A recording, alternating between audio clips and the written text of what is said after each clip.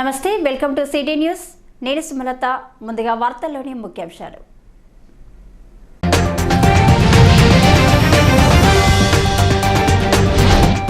RG2 ఏరియాలో మహిళా ఉద్యోగులకు కౌన్సిలింగ్, 16 డిజిగ్నేషన్ల పట్ల అవగాహన కల్పించిన అధికారులు.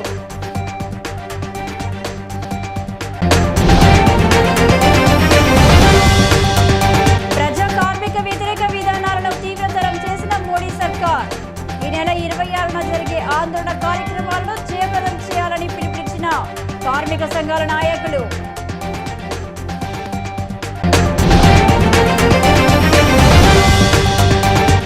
మారుపేర్ల సమస్యను పరిష్కరించండి, సింగరేణి యాజమాన్యాన్ని కోరుతూ కనిలో ప్లకార్డులు ప్రదర్శించిన బాధితులు.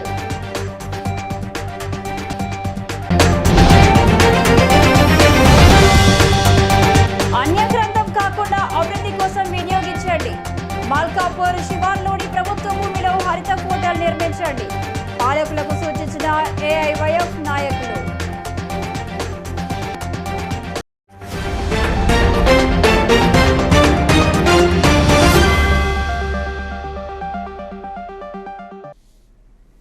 ఇక డీటెయిల్స్ ఇస్తే, సింగరేణి సంస్థ RG2 ఏరియాలో విధులు నిర్వహిస్తున్న మహిళా ఉద్యోగులకు అధికారులు కౌన్సిలింగ్ నిర్వహించారు. RG2 ఏరియా వివిధ విభాగాలలో విధులు నిర్వహిస్తున్న మహిళలకు సర్ఫేస్లో గల 16 డిజిగ్నేషన్లలో ఉద్యోగాల గురించి వివరిస్తూ committee convener SO2 GM M రాముడు ఆధ్వర్యంలో కౌన్సిలింగ్ నిర్వహించి 16 డిజిగ్నేషన్ల పని విధానం గురించి క్షుణ్ణంగా వివరించారు. మహిళా బదిలీ వర్కర్లు, జనరల్ మజ్దూర్ ఎంచుకున్న 16 డిజిగ్నేషన్లలో మహిళా ఉద్యోగులకు తగిన శిక్షణ అందించి సంబంధిత ఉద్యోగాలకు పంపించడం జరుగుతుందని, కావున మహిళా ఉద్యోగులు ఈ అవకాశాన్ని సద్వినియోగం చేసుకోవాలని, ఈ డిజిగ్నేషన్లలోకి మారడం వలన పదోన్నతులతో పాటు ఆర్థిక లబ్ధి పొందవచ్చునని అన్నారు. మనం ఈ ప్రపంచానికి అనుగుణంగా, ఈ కాలానికి అనుగుణంగా లేకపోతే ఏదైనా సరే నోకియా ఫోన్ లెక్క, ఓకేనా, ఆ విధంగా అయిపోతుందన్నమాట. మిగతా కంపెనీలన్నీ అప్డేట్ అయినాయి, కానీ నోకియా ఫోను స్టాండర్డ్ ఫోన్ కదా, స్టార్టింగ్ ఎంత పేరు ఉండేది, ప్రజెంట్ ఇప్పుడు పేరు లేదు. సో కాబట్టి మీరు కూడా మీ అనుకూలత ప్రకారం ఏదైతే ఇదే వచ్చింది, నాకు ఇదే పర్ఫెక్ట్ ఉంటుంది, ఇక నాకు ఎవరేం పని చెప్పలేరు, ఏం పని చెప్పకపోయినా ఇది నడుస్తుంది అంటే ఎన్ని రోజులు నడుస్తుంది? అట్లా ఎట్టి పరిస్థితి నడవదు. కాబట్టి కాలానుగుణంగా మీ ఏదైతే ఎడ్యుకేషన్ పరంగా ప్రతిదానికి ఫీల్ అనేది అవసరం లేదు. నేను అనే ఫీలింగ్ ఉంటే మనం బతకలేము. మనం అనేది ఉంటే మనం ఎక్కడైనా సరే, అవునా కదా, ఏమన్నా ఏ పని చేయాలన్నా ఏమైనా మన అహం అడ్డొస్తుందా? అసలు ఇష్టంగా చేస్తే ఏ పని అయినా సరే అడ్డం కాదు. ఇది మీకు చెప్పేది ఇంతకుముందు రీసెంట్గా కార్యక్రమంలో కమిటీ సభ్యులు DGM IE Muralikrishna, DGM personnel అధికార ప్రతినిధి S Anil Kumar, DGM workshop Erranna, medical superintendent doctor Mahipal తదితరులు పాల్గొన్నారు. కేంద్రంలోని మోదీ ప్రభుత్వం అవలంబిస్తున్న దుర్మార్గ విధానాలకు నిరసనగా ఈ నెల 26వ తేదీన జిల్లా, మండల కేంద్రాలలో ఆందోళన కార్యక్రమాలు నిర్వహించనున్నట్లు కార్మిక సంఘాల ఐక్యవేదిక నాయకులు ప్రకటించారు.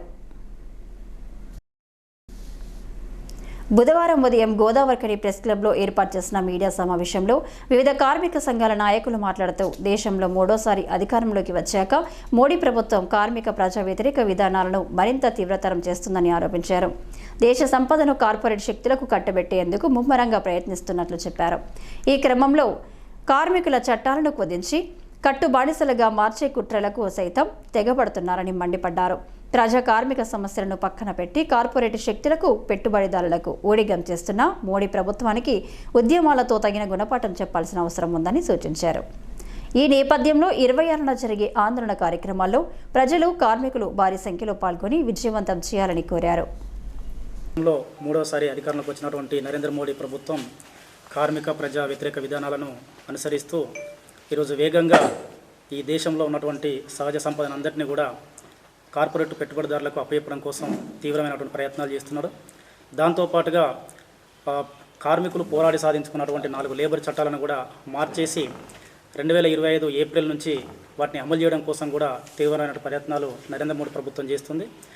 ఒకవైపు ధరలను విపరీతంగా పెంచుతుంది, సామాన్యుల మీద ఆర్థిక భారాలను మోపుతున్నటువంటి పరిస్థితి ఉంది. దీంతోపాటు రైతులకు సంబంధించి గిట్టుబాటు ధర కల్పిస్తా అని చెప్పారు, కానీ ఇంతవరకు ఆ గిట్టుబాటు ధర కల్పించినటువంటి పరిస్థితి లేదు.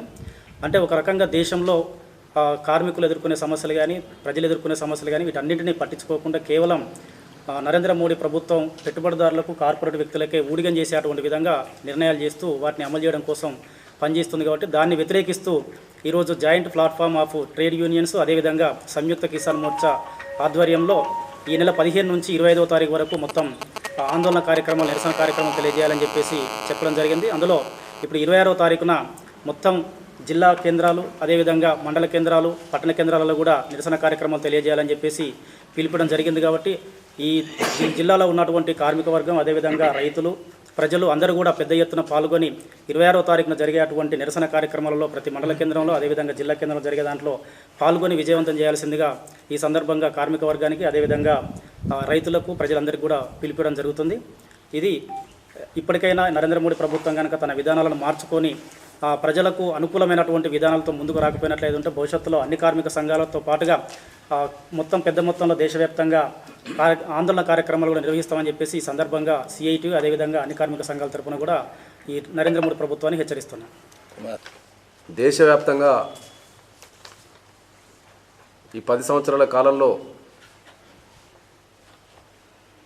ఈ 26 తారీఖు, ఈ నవంబర్ 26 తారీఖు జరిగేటువంటి నిరసన కార్యక్రమం 10 సార్లు జరిగినట్టుగా మనం అభివర్ణించాలి. అంటే దేశాన్నే మొత్తానికి లౌకికత్వం నుంచి తీసుకెళ్ళి మతోన్మాదం వైపు తీసుకెళ్ళడానికి ఒక కుట్ర కుతంత్రాలు జరుగుతున్నటువంటి తరుణంలో లక్షలాది కోట్లాది అసంఘటిత రంగం సంక్షేమ సౌకర్యాలు లేక అల్లాడుతున్నటువంటి ఈ దేశంలో రాష్ట్రాలకు వలస కార్మికుల చట్టాలు ఉన్నా వాటిని కాగితాలకే పరిమితం చేస్తున్నటువంటి పరిస్థితి కనబడుతుంది. ముఖ్యంగా ఈ నెల 26 తారీఖున జరిగేటువంటి నిరసన కార్యక్రమం ఏదైతే 44 కార్మిక చట్టాలు, విచిత్రం ఏంటంటే బ్రిటిష్తో కొట్లాడి తెల్ల ప్రభుత్వం ఇంగ్లీషోడు మనకు చట్టాలు ఇస్తే మనం మన స్వదేశీ జపం చేస్తున్నటువంటి ఉన్నటువంటి పాలకులు ఆ చట్టాలనే కంప్లీట్గా నాశనం చేసి పార్లమెంట్లో భారీ మెజార్టీ ఉందనేటువంటి దాని మీద చట్టం తీసుకొచ్చి అలా 44 చట్టాలను 4 కోడ్లుగా విభజించి అలా కార్మికులకు కట్టు బానిసలుగా తయారు చేయడానికి ఇలా జరుగుతున్నటువంటి కుట్రను భగ్నం చేయడానికి దేశవ్యాప్తంగా కార్మికుల్ని సమీకరించడానికే ఈ నెల 26న జరుగుతున్నటువంటి కార్యక్రమం. ఈ మీడియా సమావేశంలో వివిధ కార్మిక సంఘాల నాయకులు కడారి సునీల్, వేల్పుల కుమారస్వామి, తోకల రమేష్, ఐ కృష్ణ, కె విశ్వనాథ్, గుమ్మడి నరసన్న, గౌతమ్ గోవర్ధన్, రవి, నర్వెడ్ల నరసయ్య, రాజమౌళి, మల్లేష్, వైకుంఠం, శంకర్, చంద్రయ్య, ఈ నరేష్, బి అశోక్ తదితరులు పాల్గొన్నారు. సింగరేణి సంస్థలో మారుపేర్ల సమస్యలను పరిష్కరించేలా తగు చర్యలు చేపట్టాలని బాధితులు యాజమాన్యాన్ని కోరారు. ఈ మేరకు బుధవారం ఉదయం గోదావరికని మెయిన్ చౌరస్తా వద్ద ప్లేకార్డులతో తమ అభ్యర్థనను వెల్లడించారు. ఈ నెల 28వ తేదీన జరగనున్న స్ట్రక్చర్ మీటింగ్లో మొదటి అంశంగా మారుపేర్ల సమస్యలపై చర్చించి పరిష్కరించాలని విజ్ఞప్తి చేశారు. ప్రభుత్వాలు మారినా తమ సమస్య పరిష్కారం కావడం లేదని, విజిలెన్స్ పరిధిలోని ఫైలు కదలడం లేదని ఆవేదన వ్యక్తం చేశారు. సుదీర్ఘకాలంగా పెండింగ్లో ఉన్న ఈ సమస్య కారణంగా దాదాపు 400 మంది డిపెండెంట్లు న్యాయం కోసం ఎదురుచూస్తున్నట్లు చెప్పారు. ఈ అంశంపై గతంలో కార్మిక సంఘాలతో ఒప్పందం కుదిరిన నేపథ్యంలో వన్ టైం సెటిల్మెంట్గా మారుపేర్ల సమస్యకు పరిష్కారం చూపాలని విజ్ఞప్తి చేశారు. మారుపేర్ల సమస్య గురించి మాట్లాడిన అన్ని యూనియన్ నాయకులకు మా ధన్యవాదాలు. అలాగే ప్రతి ఒక్కరు కూడా ఈ మారుపేరు సమస్యతో బాధపడుతున్న వారందరూ కూడా మమ్మలను సంప్రదించి వారి డీటెయిల్స్ను కూడా మాకు అందించాలని మేము కోరుతున్నాము. అలాగే ఈ జరగనున్న స్ట్రక్చర్ మీటింగ్లో మారుపేరు సమస్యను పరిష్కరించి మా ఉద్యోగాలు మాకు కల్పించాలని సింగరేణి యాజమాన్యాన్ని మరియు యూనియన్ నాయకులను కూడా కోరుతున్నాం. 2018లో మా ఆయన చనిపోయింది, మోసం తిరిగి వేసింది. మారు పేరు అని పని ఆపేసారు. కొత్తగూడెం ఒక 10 సార్లు పోయినాం మేము. మా కొడుకు రాకిచ్చినాం. మేము సాకలోళ్ళం బట్టలు ఉట్టుకొని ఇళ్ళల్లో పనిచేసి పిల్లలను చదువుకుంటున్నాం. నాకు న్యాయం చేయాలి. తిరిగి తిరిగి తిరిగి తిరిగి మాకు యాస్ట్ వచ్చింది. 7 సంవత్సరాలు అవుతుంది, పైసలు కూడా ఆపారు. కోర్టు చుట్టూ తిరిగిన, మొన్ననే వచ్చినాయి గ్యాటిటీ పైసలు 14 లక్షలు. ఆ అప్పులు అడ్డీలకే సరిపోయినాయి. ఆ పిల్లగానికి న్యాయం చేయాలి. ఆ పిల్లలు రోడ్డు మీద పడ్డారు, ఆయనే తాగి చచ్చిపోయింది. మాకు ఏమి ఉపయోగం లేదు. సింగరేణి ఇవాళ కొన్ని సంవత్సరాల నుంచి మేము మార్పేర్ల సమస్య పైన ఇబ్బంది పడుతున్నాం. దగ్గర మేము ఒక 1000 నుంచి 2000 మంది దాకా కూడా సింగరేణి అన్ని ప్రాంతాల నుంచి ఉన్నా కూడా ఇంతకుముందు ప్రభుత్వం ఎటువంటి రకంగా కూడా మమ్మల్ని స్ట్రక్చర్ మీటింగ్లు పెట్టకుండా ఇప్పుడు దగ్గర 6 సంవత్సరాల నుంచి స్ట్రక్చర్ మీటింగ్ లేకుండా ఉండి మా సమస్యలను తీసుకోలేకపోయారు. ఇప్పుడు జరగబోతున్న 28 తారీఖు రోజున స్ట్రక్చర్ మీటింగ్లో ఖచ్చితంగా మా మార్పేర్ల సమస్యను పరిష్కరించాలని చెప్పేసి ఇవాళ మేము రామగుండం ప్రాంతం నుండి, భూపాలపల్లి ప్రాంతం నుండి, శ్రీరాంపూర్ ప్రాంతం నుండి కొంతమంది మేము కలవడం జరిగింది. ఖచ్చితంగా ఈసారి మాకు ఈ స్ట్రక్చర్ మీటింగ్లో మాకు న్యాయం జరగాలని మేము కోరుకుంటున్నాము. సింగరేణి యాజమాన్యం కూడా ఖచ్చితంగా వాళ్ళ మనసు కొంచెమైనా కనుకరించి మాకు ఈసారైనా యూనియన్లు చెప్పిన దానికి వాళ్ళ ఖచ్చితంగా పరిగణలోకి తీసుకొని మాకు సమస్య క్లియర్ చేయాలని కోరుకుంటున్నాం. ఈ కార్యక్రమంలో మారుపేర్ల బాధితులు లక్క శ్రావణ్, తిరుమల శ్రీనివాస్, సునీల్, మాచర్ల నవీన్ కుమార్, బాలుగౌడ, పొన్నం వెంకటేష్, హరీష్, కార్తిక్, ఎడ్లపల్లి ఆదినారాయణ, బొడిగి శ్రీకాంత్, బోనుగోని శ్రావణ్, దుమ్మడి రాజు, సత్యం, కాసు వీరయ్య, వెంపటి సతీష్, రమేష్, బొడ్డుల రంజిత్, సందీప్, సంతోష్, వినయ్ తదితరులు పాల్గొన్నారు. రామగుండం మండలం మల్కాపూర్ శివారులోని 164 సర్వే నంబర్లో గల 2 ఎకరాల ప్రభుత్వ భూమిలో రామగుండం అభివృద్ధి కోసం హరిత హోటల్ను నిర్మించాలని ఏఐవైఎఫ్ జిల్లా కార్యదర్శి మార్కపురి సూర్య కోరారు. బుధవారం మల్కాపూర్ శివారులోని సదరు ప్రభుత్వ భూమిని అఖిల భారత యువజన సమైక్య నగర సమితి నాయకులు పరిశీలించారు. ఈ సందర్భంగా జిల్లా ప్రధాన కార్యదర్శి మార్కపురి సూర్య మాట్లాడుతూ రామగుండం మండలంలో అనేక ప్రభుత్వ భూములు అన్యాక్రాంతమవుతున్నాయని పేర్కొన్నారు. ప్రభుత్వం, రెవెన్యూ అధికారులు ఈ వ్యవహారంపై దృష్టి సారించి మండలంలోని ప్రభుత్వ భూములకు హద్దులు ఏర్పాటు చేయడంతో పాటు కాంపౌండ్ వాల్ కానీ, ఫెన్సింగ్ కానీ నిర్మించాలని డిమాండ్ చేశారు. రాజీవ్ రహదారికి ఆనుకొని ఉన్న ఈ 2 ఎకరాల ప్రభుత్వ భూమి రెవెన్యూ అధికారుల అలసత్వం మూలంగా అన్యాక్రాంతమయ్యే అవకాశాలు ఉన్నందున వెంటనే ఈ భూమిని చదును చేయడంతో పాటు హరిత హోటల్ నిర్మాణం చేపట్టాలని సూచించారు. ఎమ్మెల్యే రాజ్ ఠాకూర్ ప్రత్యేక దృష్టి సాధించి ప్రభుత్వ భూములను పరిరక్షించాలని సూర్య కోరారు.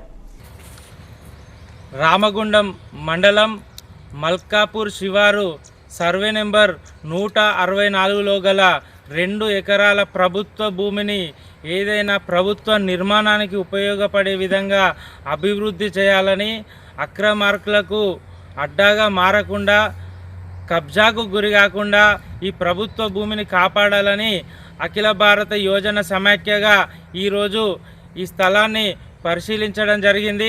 రామగుండం పారిశ్రామిక ప్రాంతంలో అనేక ప్రభుత్వ భూములు కబ్జాదారులకు కేంద్రంగా మారిపోయాయి.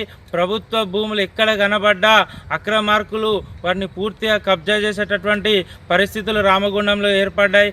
కాబట్టి ప్రభుత్వ భూములను కాపాడడానికి సర్వే నెంబర్ 164లో గల ఈ 2 ఎకరాల భూమిని ప్రభుత్వం, స్థానిక ఎమ్మెల్యే గారు దృష్టి సారించి ఇక్కడ ఒక హరిత హోటల్ను నిర్మాణం చేసి రామగుండం అభివృద్ధికి ఉపయోగపడే విధంగా ఈ స్థలాన్ని మలచాలని ఏఐవైఎఫ్గా మేము ఎమ్మెల్యే గారికి విజ్ఞప్తి చేస్తున్నాం. రామగుండం పారిశ్రామిక ప్రాంతంలో అనేక ప్రాంతాల్లో ప్రభుత్వ భూములకు హద్దులు నిర్ణయించకపోవడం వల్ల, అక్కడ కాంపౌండ్ వాల్స్ లాంటి ఏం లేకపోవడం వల్ల పక్కకున్నటువంటి వాళ్ళు ఆ భూములను కబ్జా చేయడం జరుగుతుంది. మొన్నటికి మొన్న 98 సర్వే నెంబర్లో గల ప్రభుత్వ భూమికి హద్దులు ఏర్పాటు చేయాలని రామగుండం తహసీల్దార్ గారికి ఏఐవైఎఫ్గా వినతి పత్రం ఇచ్చినాము. ఇప్పటికి కూడా దానిపైన ఎలాంటి చర్యలు తీసుకోలేదు. రామగుండం పారిశ్రామిక ప్రాంతంలోని భూములను కాపాడాలంటే ఖచ్చితంగా ప్రభుత్వం నుండి హద్దులను ఏర్పాటు చేసి అక్రమార్కులపైన కఠినమైన శిక్షలు తీసుకుంటేనే రామగుండం ప్రాంతంలో ప్రభుత్వ భూములు మిగులుతాయి. కాబట్టి ఖచ్చితంగా ప్రభుత్వ భూములకు హద్దులు ఏర్పాటు చేయాలని, ముఖ్యంగా 164 సర్వే నెంబర్లో గల ఈ ప్రభుత్వ భూమిలో 2 ఎకరాల భూమి ఉన్నది.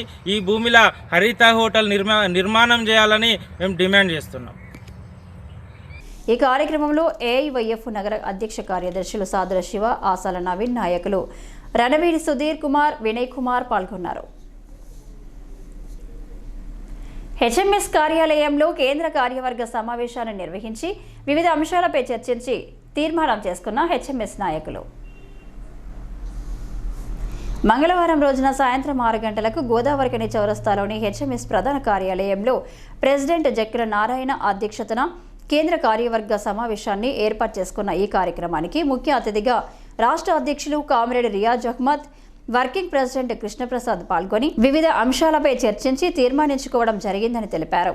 ఈ సందర్భంగా వారు మాట్లాడుతూ చౌరస్తాలో అక్రమ కూల్చివేతలపై నిజ నిర్ధారణ కమిటీ వేయడం జరిగిందని, అండగా ఐక్యవేదిక సంఘాలను ఏర్పాటు చేసుకుని కూల్చివేతలను నిరసిస్తూ ఐక్యవేదిక సంఘంతో కార్పొరేట్ ఆఫీసు ముందు నిరాహార దీక్ష చేయడం జరుగుతుందని, అదేవిధంగా N1ని రద్దు చేయడానికి యాజమాన్యంపై ఒత్తిడి తీసుకువచ్చేలా ప్రణాళిక రూపొందించామని, సర్ఫేస్ జనరల్ మజ్దూర్ అయిన కార్మికులకు నష్టపోయిన బేసిక్ తిరిగి చెల్లించే విధంగా కార్యాచరణ రూపొందించుకోవడం, అలాగే ప్లీనరీ మీటింగులు త్వరలోనే పెట్టాలని అంశాలపై చర్చించి నిర్ణయాలు తీసుకోవడం జరిగిందని తెలిపారు. గోదావరికి హెడ్ ఆఫీసులో జరిగింది. ఈ సమావేశానికి వర్కింగ్ ప్రెసిడెంట్, వైస్ ప్రెసిడెంట్, అన్ని ఏరియా వైస్ ప్రెసిడెంట్, సెక్రటరీలు, గోదావరికి ఉన్న ప్రతి మైన్ పిట్ సెక్రటరీ సభ్యులు అందరూ కూడా హాజరు కావడం జరిగింది.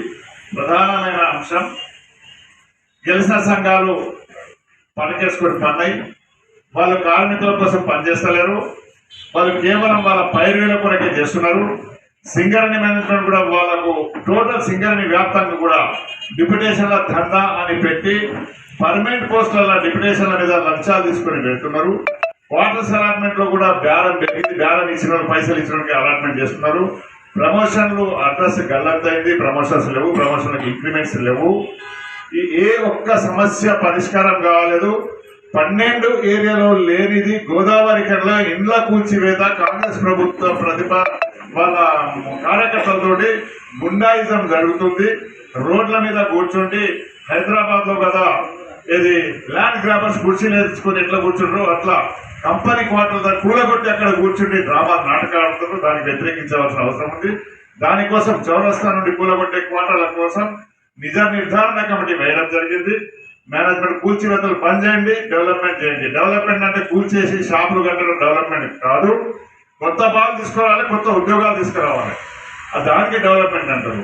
ఇప్పుడున్న క్వార్టర్స్ ను సీటెక్ క్వార్టర్స్ లాగా డబుల్ బెడ్ క్వార్టర్స్ గా తయారు చేయాలి, అది డెవలప్మెంట్ అంటారు. రోడ్ల మీద ఎర్రటి 15 రూపాయలకు ఫీట్ వచ్చే లైట్లు చుట్టూరుగా పెట్టి అప్ప ఇదే డెవలప్మెంట్ నగరంగా లాడుతుందని చెప్పడం అది డెవలప్మెంట్ కాదు అని హెచ్ఎంఎస్ అంటుంది. ఈ కార్యక్రమంలో అన్ని ఏరియాలోని వైస్ ప్రెసిడెంట్, సెంట్రల్ కమిటీ సభ్యులు, బ్రాంచ్ సెక్రటరీ, కార్యకర్తలు అధిక సంఖ్యలో పాల్గొన్నారు.